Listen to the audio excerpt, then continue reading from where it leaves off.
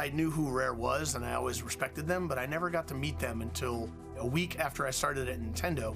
In come Tim and Chris Stamper with a 100% finished version of the first level of Donkey Kong Country. My first real task at Nintendo was to go figure out how much money it was going to take to buy all their hardware and software. Tim and Chris are like, there's this other game we'd like you to see. And they pitched me a game, funny enough, called Brute Force.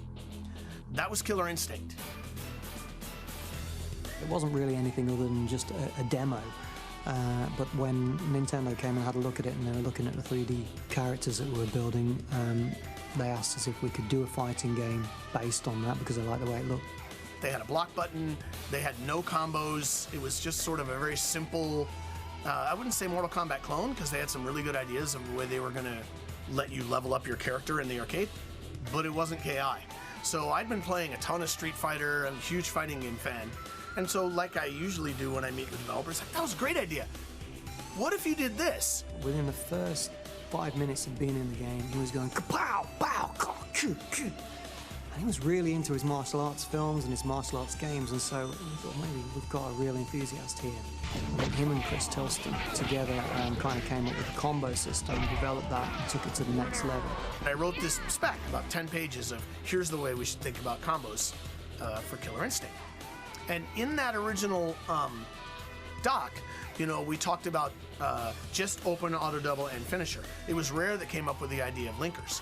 They came up with air juggles. But we again had to build all this from the animation set that we had in place. When we first started putting the animation into Killer Instinct, we tried hand animation, but then we switched over to using a motion capture suit. The best motion capture device that we could buy, and that's what we looked for, was something called Flock of Birds. It was basically a tethered solution. In other words, every one of these little sensors that was on the body of the motion capture artist had to be connected to a wire that went to a harness that connected to this huge apparatus on the ceiling. We got the 3D animation from data which was pulled in from small magnets which were on different parts of the body. You had to stand on this stage that underneath had a humongous electromagnet. These were all basically being detected by this giant magnet.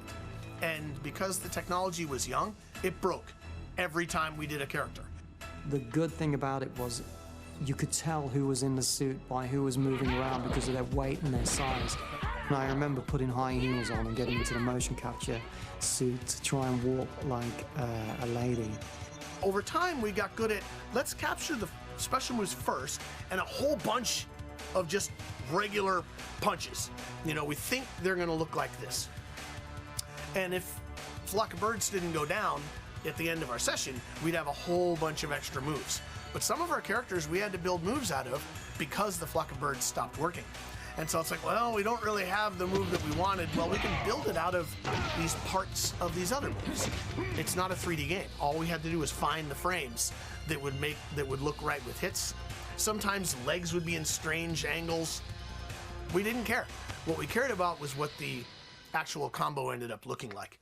Some of the characters, I think, were inspired by some of the films that I used to watch when I was a kid. I used to be a big fan of films like Jason and the Argonauts, or anything that had the Ray Harryhausen animation in there.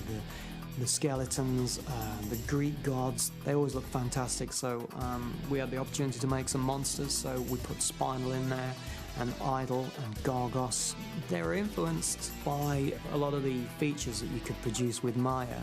You could produce fire, and you could produce ice and water, so of course you're going to produce a fireman and an iceman. So we came up with Glacius and with Cinder.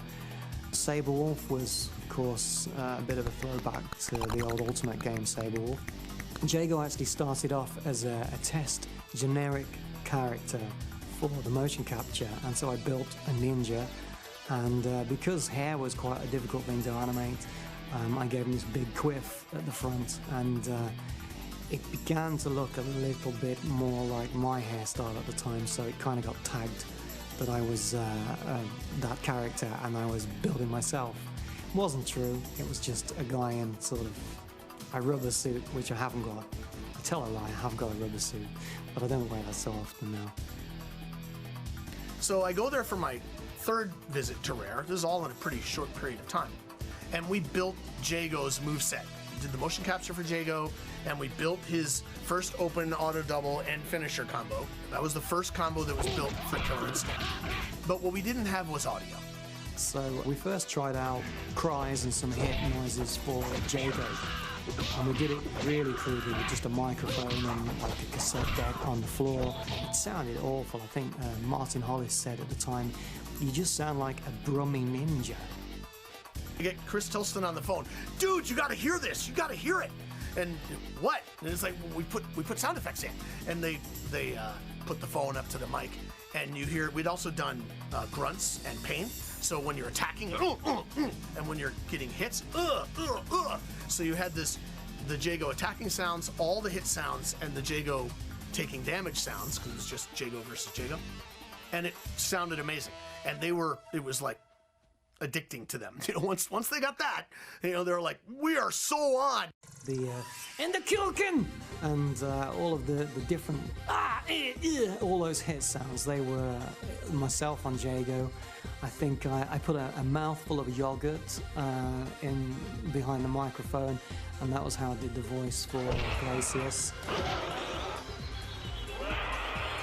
One of the main voices that people remember from Killer Instinct was the announcer. I suppose Sud came around from his announcer voice in Battletoads. You immediately imagine this huge, big, hulking guy, but it's Chris. He just had a really powerful voice. He almost blew the mic, actually. Ultra Combo! We made some things really loud. So if even an operator came in and was like, this game's kind of loud, I'll turn it down. You heard Ultra Combo! You know, or you heard them scream out once a combo got about past about 6 or 7 hits. We upped the volume of the announcer. We made sure that every hit effect was very, very snappy and had punch, really high highs on some of these hits. And then we'd layer them with a low end that would make them carry like all the way across the arcade. Joel Hochberg was our associate in America, and he owned a few amusement arcades, and so we would often put a machine in one of his arcades to see how it did and whether it attracted people to play it or not. The arcade industry was going like this. In fact, we were concerned before we shipped that maybe we've missed the arcade business. Joel's son, Scott, he said to me that there was just a crowd of people standing by this machine, so we knew that we were onto something that was going to be pretty popular. It was taking, I don't know, it was taking a lot. It was like $25,000 a week or something. It was one thing that we were using to test it. The team built an arcade machine, pilot, the engine to build the game, the cabinet, the controls, the art, the entire game, everything, in about 10.5 months. We come in at 9 and we go home at probably midnight. These guys were young and adrenaline-filled. We spent such a lot of time late at night, early in the morning, just living, eating, sleeping, breathing, fighting games. When KI-1 shipped, nothing else was close. Visually, it was beautiful, and you could hear it from all the way across the arcade.